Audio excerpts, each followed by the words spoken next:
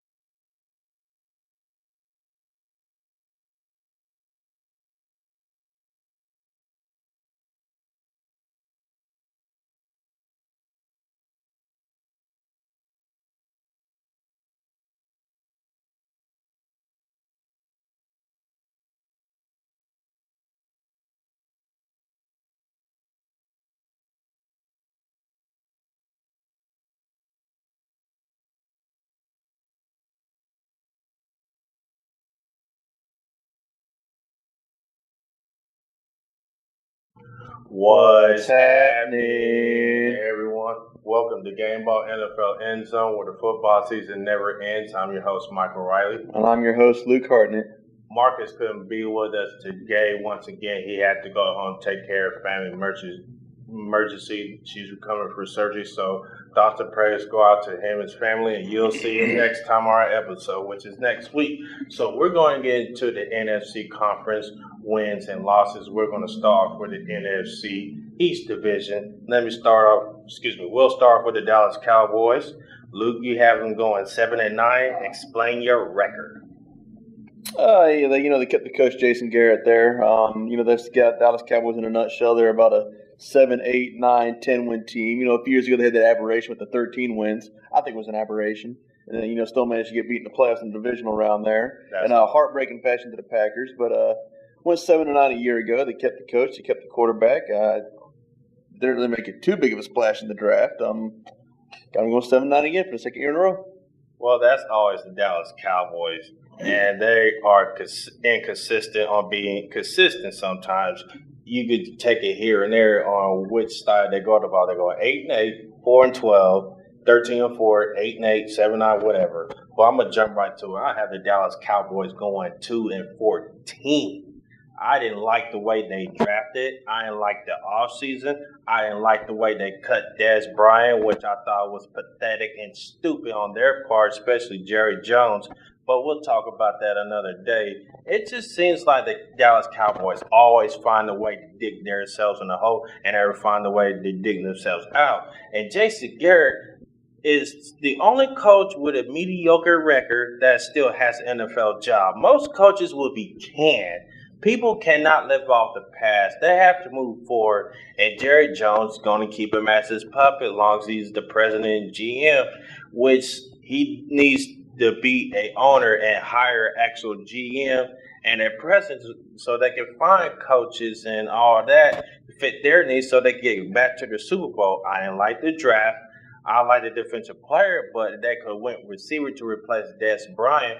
Also a tight end that continued to wait. Like I stated on our previous episode on the draft recap grade, and I'm just not a big fan of it. To me, it seems like Jerry Jones cannot get off a Tony Romo bandwagon. It just keeps on going and going.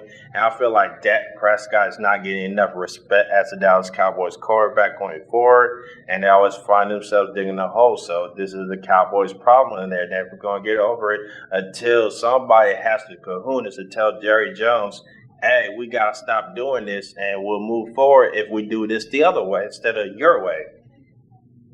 All right. The next team we're going to get into is the New York Giants. I have them going 13-3. I like them going that record because they have off-season additions. You have Saquon Barkley, the rookie running back out of Penn State. I think is going to do big, take a lot of pressure off Eli Manning and be a helpful part of that offense. You also add to the fact that he is a good special teams player as well. He can be on the kickoff side, which I likely doubt they'll use him there.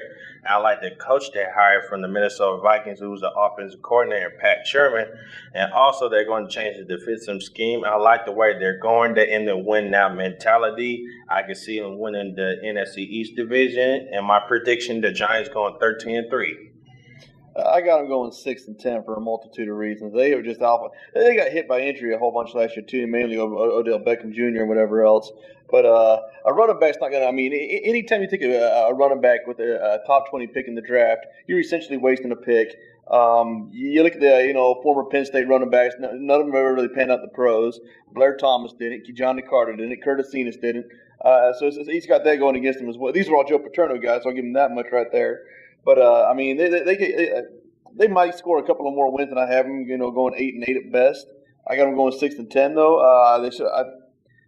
They don't have defensively. I mean, what they have on defense is decent on the surface. Not a lot of depth on defense though, and it's just a matter of time before that. The depth starts to go through there. They'll probably split with the Cowboys. They get split by the Eagles. They probably split with the Redskins.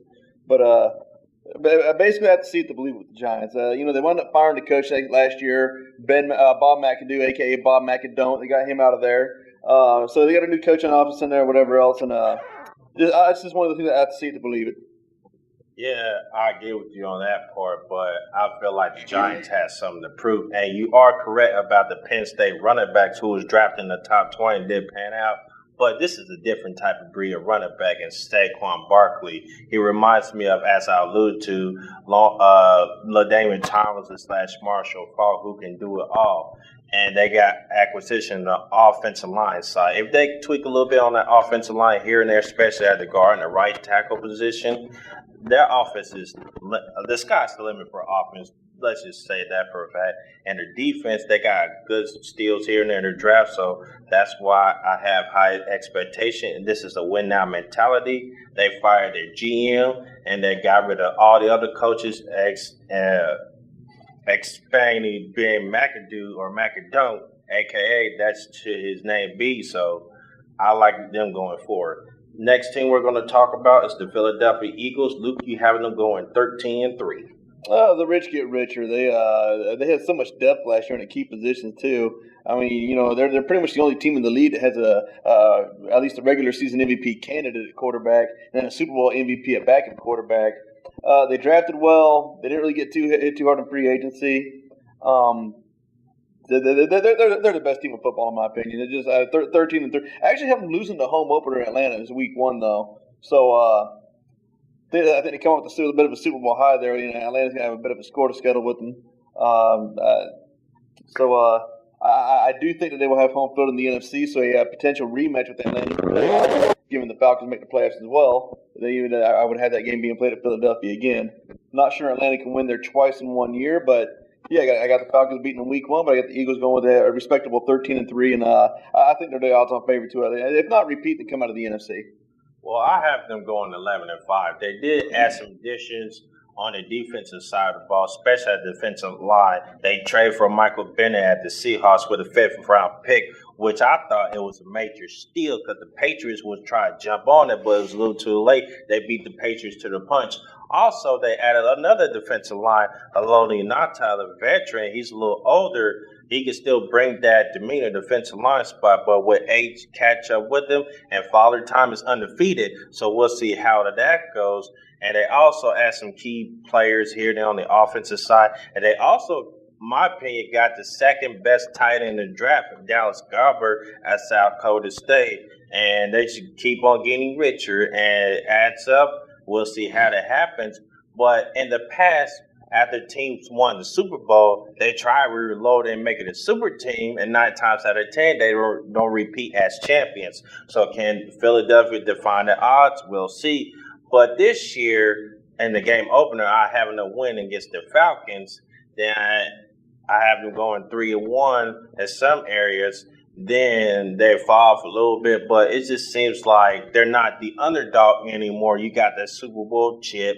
The weight is off your shoulders, and everybody's going to be coming after your head. So that's going to be the challenge. Can Philadelphia get back to the NFC Championship and back to the Super Bowl as Super Bowl champions?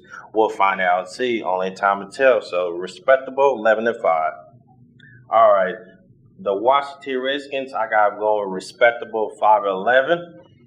It's because Dan Snyder most times don't know what he's doing. And seems like to me, it's just like, is it his way or the highway instead of being a true owner like the Robert Krafts and the Baltimore Ravens owner and the Green Bay Packers and so on. Teams that consistently make the playoffs every year. Also, you have to mention Pittsburgh as well. And Jacksonville started making a come up. So they did pretty good in the draft. I did give them a high B. It was a B- or B+, something that way. And they did get a running back. They did build on the defensive line back in Deron Payne, Alabama. The question is, can the coaches put all those pieces together to then compete for a playoff spot and possibly get into the NFC East divisional race? So we'll find out and see. And you have them going 4-12. No, I don't trust the owner, Daniel Snyder. I really don't trust Jay Gruden as a coach. I really don't trust Alex Smith as a quarterback without Andy Reid. So I have a very my reason behind them going 4-12 is very similar to why I had the Bills going 4-12. I mean, they're probably a 7-8 win team, but if the season started today and there's 16 games, they're probably just going to be a favorite in 4 of them.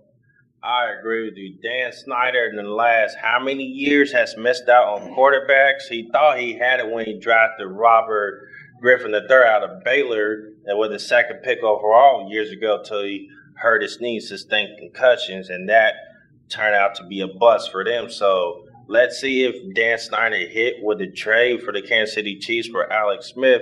It all comes down to Jay Gruden and the play calling that he does. I mean, he is a good offensive coordinator, but as a coach, he has not lived up to the expectations. So would his job be on the line? Would he be on the hot seat? Only time will tell. So 5-11 is respectable at some aspects, but not really respectable. Let me correct my phrases. So if he has a losing season, then he might be on the hot seat. So for the Redskins, this could be respectable, but not really. So I'd give him 5-11. If the Redskins make a playoff push, Paul Richardson's going to be the steal of the free agent offseason for them. Exactly. All right, we'll move to the next conference. That is the NFC North. We're going to start with the Chi-Town Bears, a.k.a. Chicago Bears. Luke, you got them going 2-14. Explain your case. They blew it last year when they took Trubisky with the second overall pick. They passed on Mahomes, which I somewhat understand. They passed on Watson. I don't understand that at all. To put Deshaun Watson in perspective, in the 6 games he played last year for Houston, they averaged 34 points a game. In the 10 games he did not play, they averaged 13 points a game. So one player, even a rookie, can make, at least at the quarterback position, can make that much of an impact. I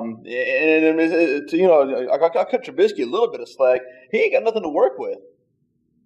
Well, I go with a 4-12. I do give Trubisky some slack.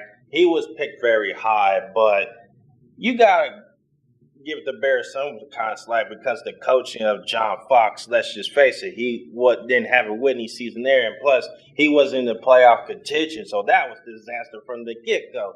But now they hired former Chiefs offensive coordinator under Andy Reid tree, along with the Philadelphia Eagles days when Andy Reid was the head coach there. He came from that tree, and he's a hell of an offensive coordinator calling good plays. So I think that's huge for him. And also they addressed it some more on the offensive line spot, and they got weapons for Trubisky to play with, like Berg and the other receivers to go along with. Also the Jaguars receiver, Allen Robinson, who is huge for the Bears addition. You also got Gabriel from the Falcons, who's a speedy wide receiver that can throw to in the screen, or you can catch him with a deep ball every now and then. So I like the offense where it's going. I do like the Chiefs offensive coordinator being the head coach. So you got to give a little bit of slack here and there. Also, the defense was the biggest issue. They gave up a lot of yards on the ground game, especially the passing game as well. And they addressed that by drafting Georgia linebacker with their 8th pick overall. And I like him, and he's a sideline to sideline player. And he could get that deepest goal. And he kind of reminds me of Brian Urlacher / Ray Lewis, but a little bit shorter, but he plays big. He's a good cover guy as well. So they got a steal of that. So I like the Bears going 4-12 in that perspective. And we're going to get to the Detroit Lions. I have them going 7-9. And new coaching, new scheme, and I don't see them make it to the playoffs. They could make the playoffs, but the NFC is loaded with talented teams and also can dethrone. So we'll have to see. They got Matt Patricia for the Patriots, and they also got other coordinators pieces here and there. And they also got a little bit better by drafting offensive line. That's one of their biggest needs. And I think the steal when they drafted Deshaun Hand from Alabama with the 4th round, he had a 1st-round grade on him. But the question is, with all the distractions going on with Matt Patricia's case in '96, spring break, whatever allegations, can they overcome that and compete? And they still got Matthew Stafford, and they got Kerryon Johnson, a top 1st-round pick running back out of Auburn. He could finally be that full-time running back that didn't have since Barry Sanders was that dude. So I give him 7-9's perspective, and you agree with me that you got him 7-9 as well. Yeah, if you look at the Lions' schedule in a vacuum and just look at them, week by week, as opposed to going through the whole league week by week, you'd swear they're a 10-6 football team or better. But the way we did our picks, going through week 1, all the teams, week 2, all the teams, whatever. Instead of just looking at the Lions as a whole, got them going 7-9 there. And the biggest thing about the Lions is I got them losing a few games that they're a better team, but I think they're going to they have a game at San Francisco. They're better than San Francisco. I think they're going to lose that game because Lions are going to lion, and until they really change that culture, I think 2019 Lions can be really good. They could be a 10, 11, 12 win football. This team could be a 10 win team as well. But I think when Patricia gets that 2nd year under his belt, look out. I think the Lions are going to be just not really too much from them this year, though. So basically, would you give them a pass for year 1 is like getting their feet wet with the team and the culture and try to develop the winning race? Would you give them a pass on that? Well, it depends on giving them a pass. It depends on how they do against the Packers and Vikings. Those 2 teams are clearly the class of that division. They're 1-1A. They don't necessarily have to beat those teams. To compete, they have to beat those teams. But we'll have to see, can they at least stay on the field with them, compete with them, have a chance to win in the 4th quarter? And also, the road. And also, can the players stay healthy? Because remember last season, Detroit Lions was rolling, got all to 5-0 or 6-0, started by correct, maybe 5-1 or 4-1. Then all of a sudden they was plagued with injuries. So once they got plagued with injuries, then they took 10 steps back. So can they take 10 steps forward, maybe baby steps forward, and stay healthy for the entire season? Only time will tell. And how many times are we going to see the Lions down 38-10 in the 4th quarter before Stafford starts to throw for 3 touchdowns to Pat? Hence the name Stat Patford. That's a good one. All right, we're going to get into the Green Bay Packers. Luke, you got them going 10-6, and explain. I think Rodgers stays healthy this year. All these picks are made assuming that the starting quarterbacks to be, whatever respective team stays healthy. But and getting Jimmy Graham's going to be big for him too. I don't think he's as big a get as getting Jimmy Graham helps, but it doesn't help more than losing Jordy Nelson hurts. So if Graham helps him to this point, Nelson hurts him to this point. So, and I'm still really sold on the defense. I don't think the Green Bay sold on the defense either. They took defensive backs at their top 2 picks in the draft this year. Got a steal in Josh Jackson in the 2nd round out of Iowa. But, at the end of the day, defense wins championships. A healthy Rodgers. I think Jimmy Graham's going to, go back to his Drew Brees and one of Saints days. Better setup for him there than what he's doing in Seattle, where they were, for the most part, run first or Russell Wilson first or whatever else. But, I got them going 10-6. Well, I have them going 14-2 because last year I feel like they was disgusted and they was plagued with injuries as well. And that didn't really help them that part. Once when Aaron Rodgers got back on the field, they really do too much. They won some games, but the games that they needed to win, they lost. The Carolina Panthers lost, which really hurt them and got eliminated for the playoffs. So if the Packers can stay healthy and keep Aaron Rodgers healthy, they are a dangerous team. Yes, Jordy Nelson hurts. That was a big blow because he was used to that one receiver. Let's see how this plays out. But I like the fact that they hired a new GM who's not afraid and not scared to pull the trigger. So once he pulled the trigger, start getting some players in. A key addition to Muhammad Wilkerson to help out that pass rush is huge. Especially he was with the Jets defensive coordinator who they brought in to replace a legend defensive coordinator as well. So you have to take that to the fact. So I figured they're going to be aggressive. They still got Clay Matthews, who I say still have some life left in about 2 or 3 years.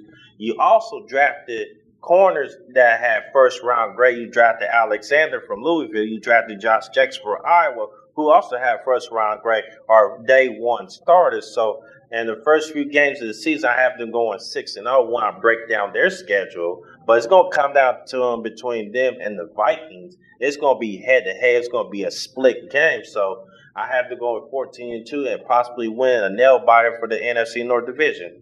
All right, we're going to get into the NFC. We're still going to stay into the NFC North, excuse me for all that. We're going to get into the Minnesota Vikings. I have them going the same record as the Green Bay Packers as 14-2. It's going to come down to the wire of the last game of the season.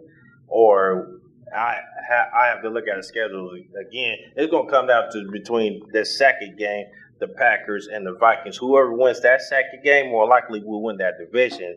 So the Vikings add more to their defensive side, and they also got Kirk Cousins in free agency, which they really needed a quarterback. I thought Case Keenum did a good job, but the playoffs, he disappeared, and he was anemic. So you surrounded Kirk Cousins with more weapons, and you still have Stephon Diggs.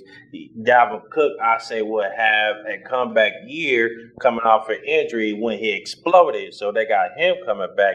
You also add Sheldon Richardson, who is one of the best defensive lines in the game, to your team. And you also add a few more pieces here and there on the defensive side. You also add my favorite top corner, Mike Hughes, out of UCF, who can play well. He's aggressive, and he doesn't mind take chances, but he's also smart when to take chances and when not to take chances. And if he were at a better 40 time, he could have gone higher, but the Vikings got a steal out of him. And he also could be a special teams player to, well, kickoff and punt return. And Richards keep getting rich. And the Vikings defense, who was basically pimp slapped by the Eagles in the NFC Championship game last season, got blown out of the water, and that they're still on their mind. So they are going to come after the Eagles if they play again. And I like the 14-2 season for the Vikings. You have them going 12-4. Yeah, I got them finishing 2 games ahead of the Packers, mainly because I think the Vikings are going to sweep the Packers this year, sweep them for the second year in a row. I remember last year at Minnesota when Rodgers got hurt. I mean, if he doesn't get hurt that game, I still think they lose. If they had a healthy Rodgers even at home in late December, it was 16 degrees against the Vikings, I think they'd have lost that game too.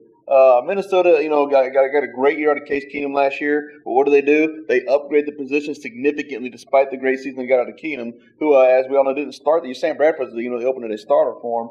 But, and Keenum, he did what he had to do. Didn't turn the football over, converted third downs, etc. Really made the receiver, the Division II receiver, Thielen, shine. So I think his numbers are going to go up with Cousins in there. I like what they did with the draft there. They were the number 1 rated defense in the league last year. Went defense the first 3 out of 4, 4 out of 5 picks. You mentioned the defensive back Hughes out of UCF already. They got some good second-round defender in there too.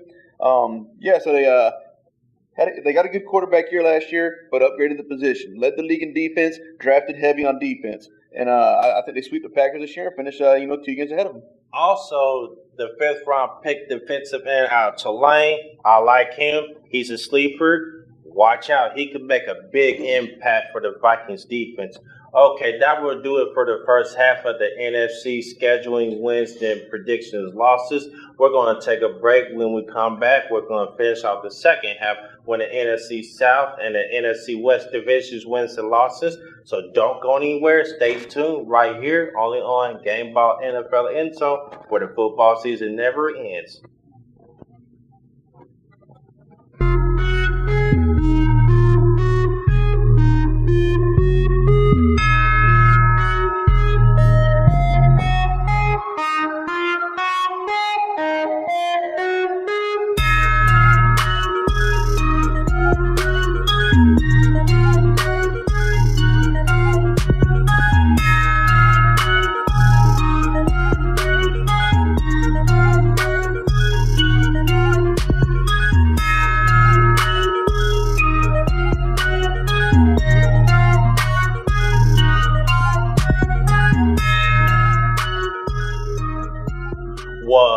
happening, everyone? Welcome back to Gameball NFL Endzone, where the football season never ends. We're going to get into the second half of our NFC conference prediction wins and losses. Let us start off with the NFC South Atlanta Falcons. Mr. Lukey Luke, you have them going 12-4. Explain your case. They kept a lot of the team intact from a year ago. They don't have to, hear about the epic collapse in the Super Bowl, no Super Bowl hangover. Like how you think about how last year ended for them. They had the ball inside the Eagles' 10-yard line, down 15-10, and couldn't score. And that was off of a 10-6 win team.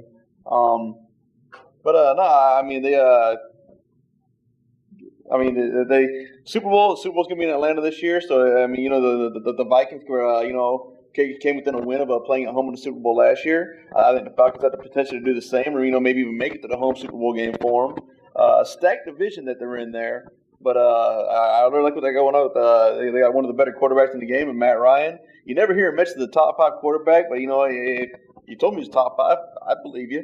But no, they solid defense there. I like the running game with Freeman or whatever else. You get Julio Jones, drafted well, strong defense. I got them going 12-4. I think they are. I think they're right there with the Eagles as one of the 2 best teams in the conference. Well, if we look at the schedule, I think the Super Bowl Atlanta is playing the year after, so it'll probably be the 2019 season. No, Super Bowl 53. It's February. Well, I'll have to look at it and be more detailed about it. That's for here later. Well, I have them going 9-7. I have them losing the season opener at the Eagles. It'll be a close one by having them going there. I also am having splitting the division with Carolina with a loss, same with the Saints, and also sweeping Tampa Bay. So, it was 2 out of 3 teams they were splitting, but not with Tampa Bay. The reason why I have going 9-7 is because Sarkisian, the offensive coordinator's second year, I just don't really trust him because you have a latitude of weapons on the offensive side, and their defense.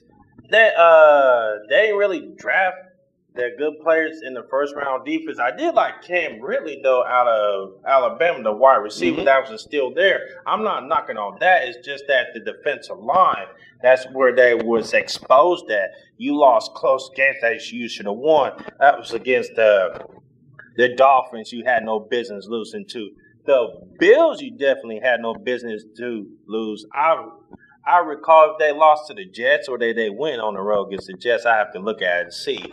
Man, also you lost to the Patriots. That's no surprise. But they got a little bit better at the defensive side, but not at the defensive line because you lost Dontari Poe, who went to your nemesis, the Carolina Panthers. So I look at that for that aspect. The offense is loaded, and I did like Cam Ridley, the receiver, go along with Julio Jones, but that could potentially be a holdout. It could be a little bit distraction this upcoming season. He's talking about holding out, but the main focus is at that defensive line. I feel like they could have addressed that more. That might hurt them a little bit. So I'll give them 9-7. They could prove me wrong, but we'll see how that goes. And let's go to the Carolina Panthers. I have them going 11-5. They did get the steal out of the draft, which is DJ Moore, the receiver out of Maryland. He is a physical receiver. He's about 6'1", 6'2", give or take here and there, but he plays like he's 6'5". And when he catches the ball, gets good separation, he's running back. He's willing to run the DBs back over, and he has a good stiff arm. He kind of reminds me of Steve Smith of the Panthers and Baltimore Ravens as a receiver in those days. So he's get good separation. He's physical. He's willing to block. And you also help Cam Newton more by adding additions on that offense. I feel like they could have added a Tyler in to go along with Greg Olsen, who's getting up there in age, but they really need an outside weapon receiver. And Christian McCaffrey can come to his own second season as a running back, and I think he'll do some damage as well. You also signed former Bronco running back C.J. Anderson, who was released about 2 or 3 weeks ago, if I'm correct, for a source say Adam Scheffler, ESPN. So I like the direction they're going, and they sweep Tampa Bay, and it'll split between the the Falcons and the Saints, and they get a win at home. So I like the Panthers going 11-5 and possibly compete for the NFC South crown. And you have them going 11-5 as well. Yeah, nobody ever mentions this. There used to be a time where Ron Rivera, Riverboat Ron, he didn't know what the heck he was doing, but they stayed the course. Management trusted him, and he gets it. He knows what he's doing. They got an All-Pro quarterback in Cam Newton there. You already mentioned all the the receivers, C.J. Anderson, C.J. McCaffrey as well. They're a team that just they know how to win. And I also like that they get a good offensive coordinator, North Turner, who knows what it's doing. They finally got rid of the other offensive coordinator I thought who held that offense hostage, especially with Cam Newton with his arm strength ability, with his accuracy. So North Turner is going to do some stretch zone and spread it out a little bit, and he knows how to use Cam Newton to his advantage while him taking big Terrible hits. head coach, great offensive coordinator. Exactly. So they got a steal there. And we're going to jump to the New Orleans Saints. Who that said they're going to beat them Saints? Luke, I'm going to start off with you. They're going to go 12-4. Explain your case. Yeah, I'd have to go through each team's records week by week to find out who's going to win the division here with them and the Falcons. I got them both going 12-4, and I have the home team winning each game. So I'm not even sure which team I got winning the division right there between the two. I got the Panthers going a strong 11-5. So that's just a loaded division I got going on there. Two 12-win teams and an 11-win team. But the Saints, I think they have enough to go for that. They're going to open the season without Mark Ingram. I don't think it's going to hurt him as much as people are making it out to be. It also means he's going to have fresh legs going on to week 5, week 6, whatever else. I like the running back Kamara. I haven't even mentioned Drew Brees yet. They had a really good defense last year, maintained most of it. Had a lot of rookies on last year's defense. They're not rookies anymore. Experience matters. So I got to go 12-4. Let's look at that. One of the best home fields in all of football. One of the best quarterbacks in all of football. Sean Payton, calling the shots. A lot to like with them. Let me ask you this. So you think they took a gamble trading their first round pick to the Packers next year by getting Davenport, or they should have stayed back and got him there at their spot? I think they took a risk moving up to get him, but if he performs and it's worth it, that's one of the things only time will tell. I wouldn't trade it up, but they know a lot more than I do. Well, I got the Saints going at 14-2.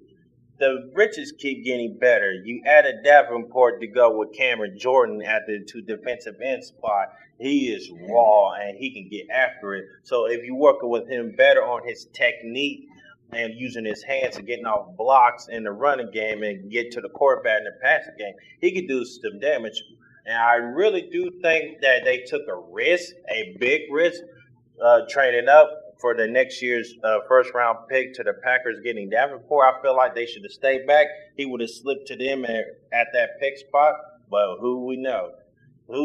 They know better than us, so it's here and there. And I also like them going 14-2 because I feel like there was one play away on defense for getting to the NFC Championship game. If he wouldn't over-pursued it and made the proper tackle, they would have been in the NFC Championship game. Could have beat the Philadelphia Eagles, possibly go to the Super Bowl, play the Patriots. That's my perspective. I'm going to stick with it. So they got better, especially on the defensive side of the ball. And offensive-wise, you mentioned Ingram suspended for 4 games due to PED. So I think Alvin Kamara will definitely step up big the 4 games that he suspended. But it's going to be tough for him because everybody's going to be like, okay, he's not some out the player gate, nobody knows. They're really going to prepare for him now, but I still feel like he's going to do his damage like he did last year. Yeah, between the tackles, and he's also an excellent pass catcher in space. He was a 4th-round draft pick, won Rookie of the Year, offensive Rookie of the Year. That's perspective. So I like what the Saints go in that direction. I like their defense and their aggressiveness as well, especially in the secondary. You got Lattimore in the second year. You got the rookie safety. I can't think of his name, who's into his second year. So if they can stay healthy and get off to a fast start, like 3-0, 4-0 perspective, I haven't split one game, either Tampa Bay or the Falcons have to check again, but I like the Saints going 14-2. All right, we'll jump on to the Tampa Bay Buccaneers. You got going 2-14. Explain your case. Let's hear your evidence. Oh, I mean, I got the Falcons and Saints going 12-4, the Panthers going 11-5. So, I mean, I clearly think they're the worst team in the division there. Now, granted, they only play those three teams 6 times combined. So that means they still play 10 other games. To put that in perspective, even if they went 10-0 outside of the division, I'd still have them finishing last place behind 12, 12, and 11 win teams. I do have them winning a Monday night game at home against the Steelers. That's going to be their highlight. I have them going 2-14 as well. It'll be from Tampa Bay Buccaneers to Tampa Bay Succaneers. That's what I'm going to say. And the reason why is I don't feel like they're going to be jelly on offense. I like what they did defensively and getting Victor Villa out of Washington. It's a huge addition to go along with Jerry McCoy in that front seven. I also like they got Jason Pierre-Paul, and the trade for the New York Giants was like a 5th round, 6th round, maybe 4th round pick. But I just don't trust the coaching, and I don't trust the offensive coordinator. I think the coach is on a hot seat. Would you agree? Yes, absolutely. He was on the hot seat last year, and his name was rumored to be on the chopping block and somehow survived it. Well, we'll see how this season goes, but I just feel like the offense will take a step back, and Jameson Winston, he's going to take a few steps back. He's starting to become a little turnover prone. His rookie season, he did a phenomenal job. Was 1-2 wins away from getting the playoffs here and there. I have to look at it. But his second season, he digressed. So this is kind of a make it or break it season for him.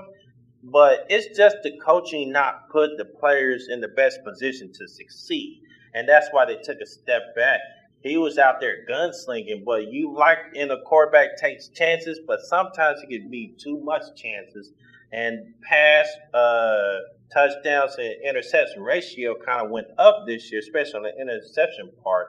So if he can keep this team focused and determined, they can compete and win some games, but I don't see that happening.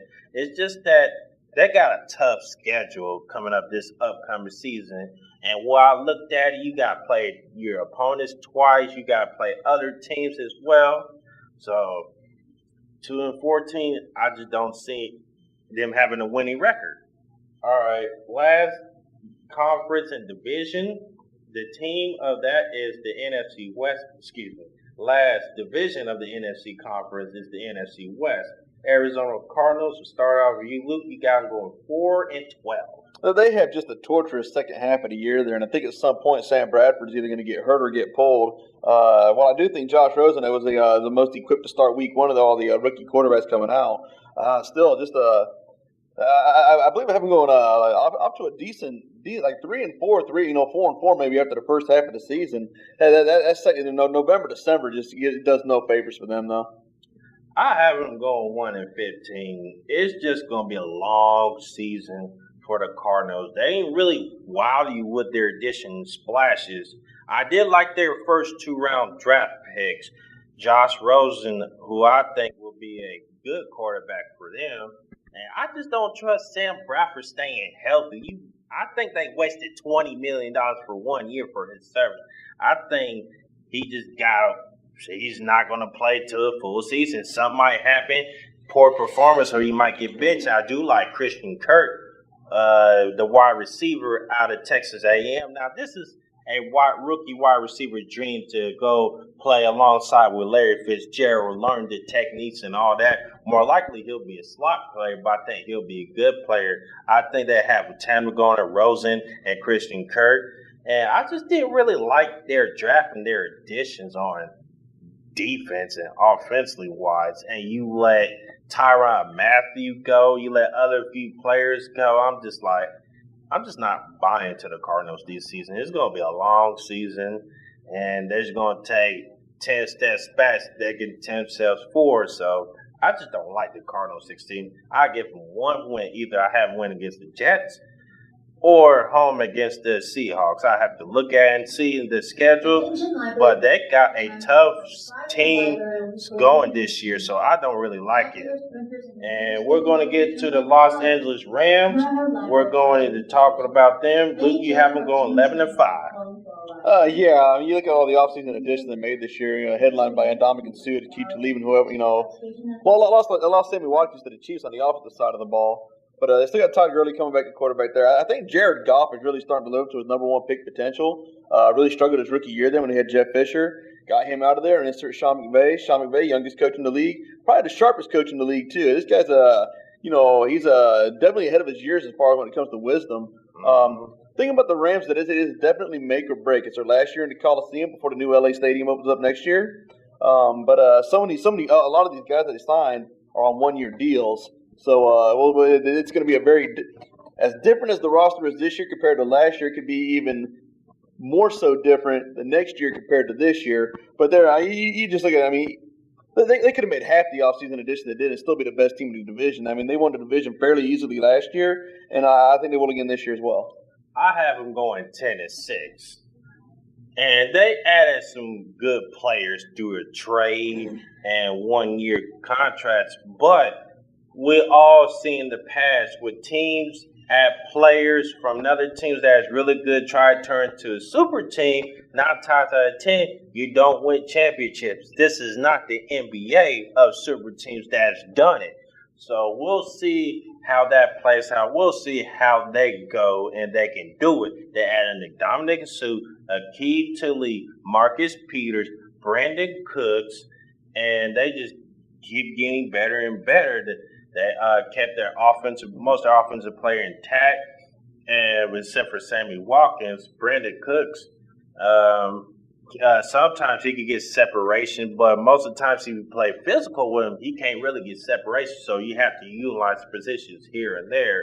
Todd Gurley is going to have another good season. Sean McVay, like you say, he hasn't even hit his prime years as a head coach. He's the youngest, and he's very good offensive mind-wise. Knows how to use his players and get them the ball, especially Todd Gurley, who was just balling last year. And their defense, we'll see how their defense plays out. You got all these big-name players. They'll have the best defensive line in the league by far with Sue and Donald. We'll see how that goes, but I have them going 10-6 and making to the playoffs. My thing with the Rams is that they won the division last year, but so did the Eagles. They won their division. The Vikings and the Saints, or all the division winners from the other, the East, North, and South there. I think they lose. I thought 3 of their 5 losses, I think, to those teams. So I think they still struggle with the upper echelon teams. Yeah, so we'll see how year 2 goes out with Sean McVay. And the quarterback, he's starting to come into his own despite Jeff Fisher. Jared Goff is playing out of his mind last year.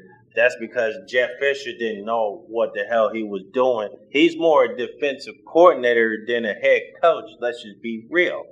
So he did give him the top-tier players that he did during the draft.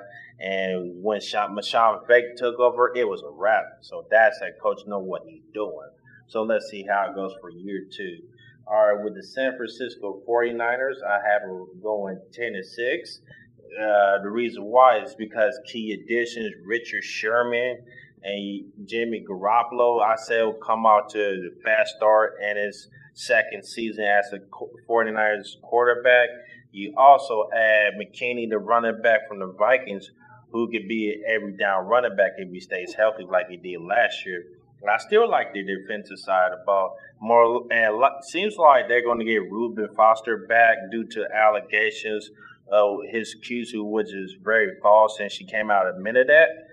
But I just like the 49ers going 10-6. I like Jimmy Garoppolo leading his team to the playoffs in his first full year as a 49ers quarterback. They locked him up with that big contract, so we'll see how he produces. Overall, I just like where the 49ers going as John Lynch's second year as the general manager of the team.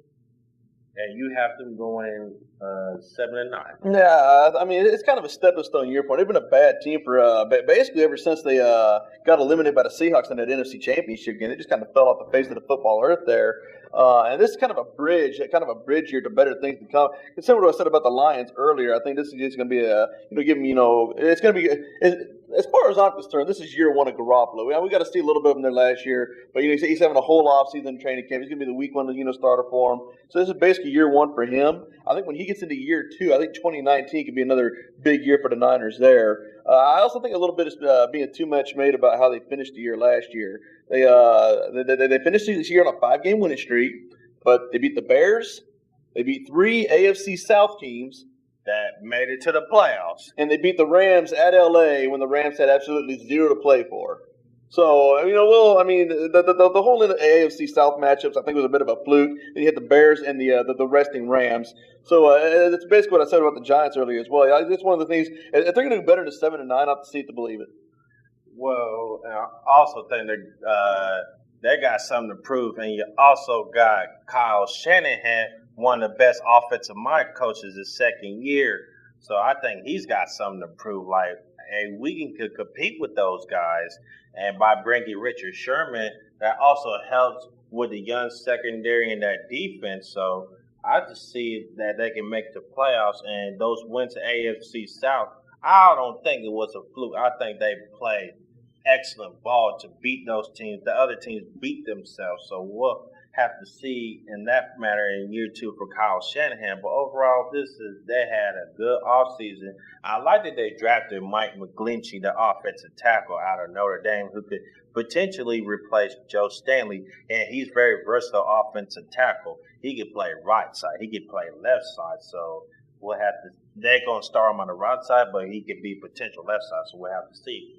All right, the last team of the conference in the division is the Seattle Seahawks. We have it going 10 cents. Explain your case to the jury. Oh, they went 9-7 last year, but you think about it, they lost by 3 to the Redskins. They missed 3 field goals that game. They lost by 3 to the Falcons. They attempted a fake field goal at the last play of the first half, and then missed the field goal that would have tied it there. And they missed the field goal. Against the Cardinals in Week 17, they missed the field goal. They either would have won the game or sent it to overtime. But anyway, they got Seabass. They still got Pete Carroll. They still got Russell Wilson. Still got a lot of good guys on defense over there. I think people are. A lot's being made about the whole. For the time being, Earl Thomas is still there. Yeah, they lost Richard Sherman. Yeah, they lost the defensive lineman to Eo Bennett. But they had depth on the defensive line there. Speaking of their offensive line, they got some good pieces. It's just they have Mike Solari as a new offensive coordinator. I see him as a new offensive line coach. Brian Schottenheimer is a new offensive coordinator. I think Bevel and Cable really had to go there anyway. And so Blair Walsh comes through and makes them kicks for them last year. They're in the playoffs. They probably keep Cable. They probably keep Darrell Bevel as well. So I think they upgraded both coaching positions there. They acquired DJ Fluker. He can play the guard position for them there. Justin Britt's a Pro Bowl center. They got a Pro Bowler, Dwayne Brown, in that trade from the Texans last year. So they have some decent pieces there. Ethan Postage, no longer a rookie. He can play any position on the offensive line necessary. They have solid. George Font got hurt in the preseason towards ACL. He's going to be back, a left tackle for him. And they still have, a top 3 quarterback in Russell Wilson. Well, I have them going 5-11. I'm going to make it short and sweet before we wrap up. They didn't address the offensive line spot. That was a big mistake by them not drafting the offensive line, especially at the guard spot. Last year, their offense was anemic. It was a disaster. Russell Wilson most likely had to call suicide alert or watch for him because he was running for his life. He was taking too many hits, and he just couldn't do it on his own. I did like they drafted Shaquem Griffin, and he'll prove everybody wrong against all laws. Hashtag it. I did like they drafted the running back, Rashad Penny, out of San Diego State. But Will Hernandez was there, and they didn't draft him. He is the nasty offensive guard in the draft. He is that visionist that will help the blocking game better and also upgrade the offensive line. And I just don't see him going above 500. They're going to digress and take a way step back. So 5'11", I just have to say I'm sorry, but I just don't see that winning stuff happen. So I'm gonna have to go 5'11", and they lost key players. They lost Richard Sherman. They lost Michael Bennett, and I just don't see this season getting better. And that will do it for this edition of Gameball NFL Endzone, the NFC Conference wins and losses. Social media, where you can follow us at Facebook for all three of us, Gameball College Kickoff / Gameball NFL Endzone. Email, send us your letter, whatever, tell us we can improve and all this other stuff. Send us something at gck.gnfle@gmail.com. Twitter, follow your boy, Gameball, that's all capitalized _ Mike. And you also follow us on our official Twitter page at GCK_GNFLE. You can also follow us like that on Instagram, GCK_GNFLE. Copy your gear at our clothing line website at tokendesignstopeka.com/gameball. That's tokendesignstopeka.com/gameball. You can also subscribe us on our YouTube page. Share, like, dislike, leave comments below. Hit that subscribe button, my left to your right at gck.gnfletv. Subscribe to our YouTube channel and hit them up with your social media. And what's yours, Luke? Luke Hartnett on Facebook and Instagram. Luke Hartnett2 on Twitter. That's 2, folks. And once again, we say our thoughts and prayers to our host, Marcus. He's due to his family matters. He'll be back next week on our episode. And I'm Michael Riley. I'm Luke Hartnett. And that will do it. This is Gameball NFL Endzone, where the football season never ends. Peace. We are out.